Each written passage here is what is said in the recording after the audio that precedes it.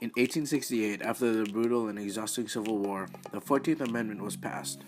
Originally, three-fourths of the southern states rejected the amendment because slave owners didn't want their slaves to become free. The amendment, however, ratified and citizenship was granted to, beginning quote, all prisoners born naturalized in the United States, which included former slaves and recently freed slaves, end quote. Although this amendment was passed in 1896, in the Supreme Court's case, Plessy v. Ferguson, it was deemed controversial to be quote-unquote separate but equal. America. In 1954, in the court case Brown v. Board of Education, that notion was overturned. It was deemed uncontroversial to be separate but equal. When James was born, he was immediately a U.S. citizen. Squad!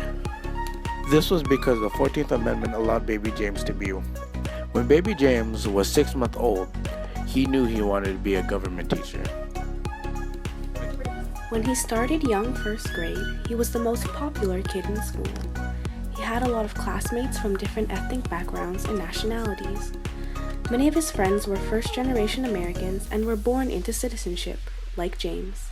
The fact that James could go to school with all these amazing people is because of the 14th Amendment. In high school, slightly young James hung around many people.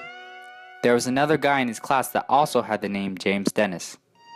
The YungDennis of our story got arrested because the other YungDennis was seen biking without a helmet.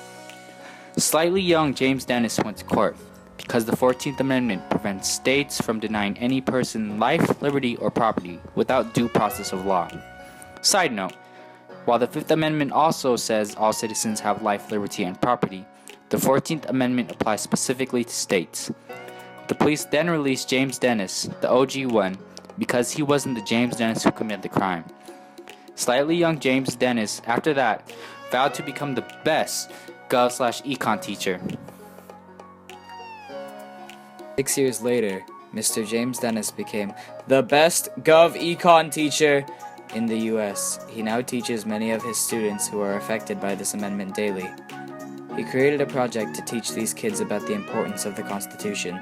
The project name was The Constitution and My Rights as a Citizen.